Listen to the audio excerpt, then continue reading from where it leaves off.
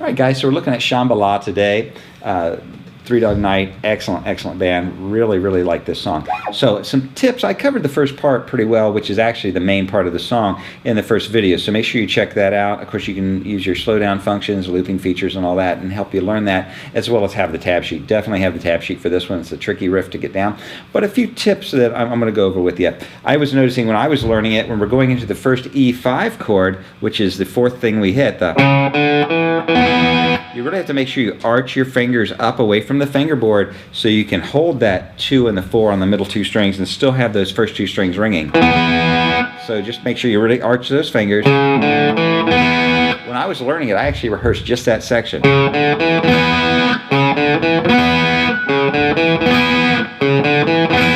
when you do strum the chord, don't just hit it like that, but actually kind of slowly strum through it.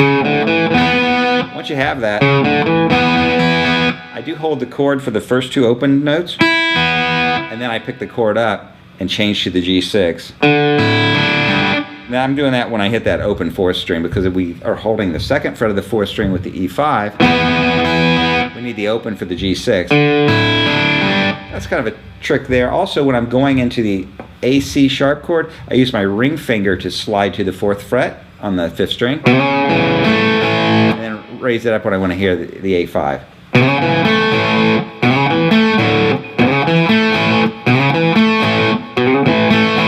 Now, when you go into the second part of this, you have to really be on your toes, because you'll want to play the exact same walk again. But we don't do that. It's a different walk. It's going to be 4 on the 5th string and then open 1, 2 on the 4th string. So you don't really have to grab that E5 anymore. We're still playing an E5 sound. We're just not playing the 4th fret on the 3rd string. So that second riff is 4, open, 1, 2, and then just open 1st and 2nd.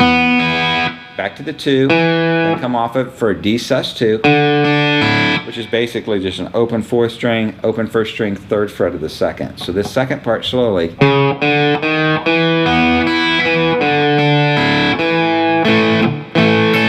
I just kick my little finger out to catch that high A note on the last strike of the A5 chord with an upstroke.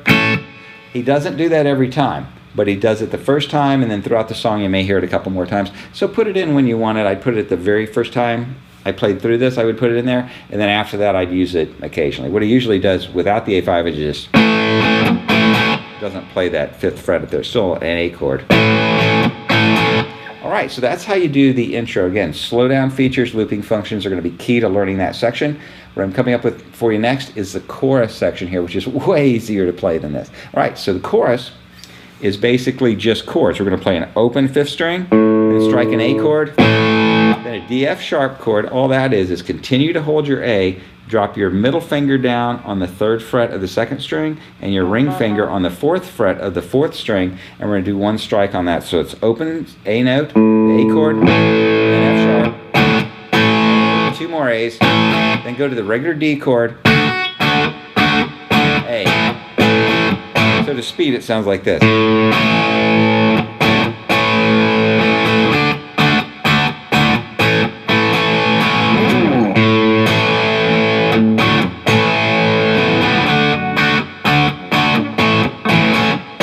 Alright guys, so that's how you play the chorus section, and then you go back into the first riff. And I will tell you, the first riff's a little tricky to get. I play guitar all the time, and I played that riff probably a total of 10 days, maybe 30 times a day, just to get it smooth. So expect it to take you some time to get it down. Comments in the section below. Make ssure you let me know how you're doing with it and how long it took you to get it down, so I can share that with some other viewers. They like to see that. All right, next up, I did do there's a little solo section that I wanted to cover, and I'm going to show you how to do that next. Okay guys, so now we're looking at the solo. The solo is really cool. Let me play this for you.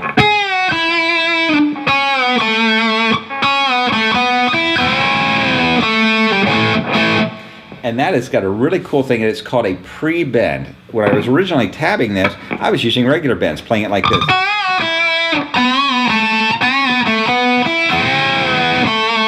But then, listening in a little closer to it when I was playing it, I noticed that he's not actually doing a bend and release. He's doing a pre-bend, which means you bend up the full step first, and then strike it and just release. So you're just going to hear the note come down like this.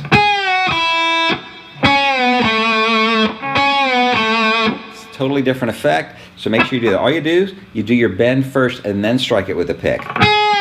So you hear the note descend. You don't hear it go up, you just hear it come down.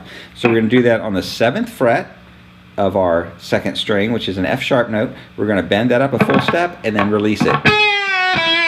After that, we're going to play the 5th fret on the 2nd string with vibrato. That's a quivering motion that you do with your hand. If you don't know how to do vibrato, I am planning on shooting a video on how to do vibrato in the future, and I will include it in a link here once we have it available. I've had some requests for it, so we'll go ahead and do that. All right, so I'm doing the 7th fret on the 2nd string, full bend, and then release. And then vibrato on the 5th fret. Then I drop down here to the 4th fret of the 3rd string, same idea, full bend, and vibrato on the 2nd fret. I do that twice. So then again, release, 2, back to the 4, play the 5th fret on the 2nd string, and then we're going to hit both those together, and I'm going to do a bend on one of the notes while I'm playing 2 notes. So it's a dyad bend, 2 notes at the same time. So what's happening is my middle finger is pushing the 3rd string up, but my ring finger is just holding the 5th fret of the 2nd string and keeping it steady. So you hear that change in pitch. And then end with the 2nd fret on the 3rd string. So slowly it's...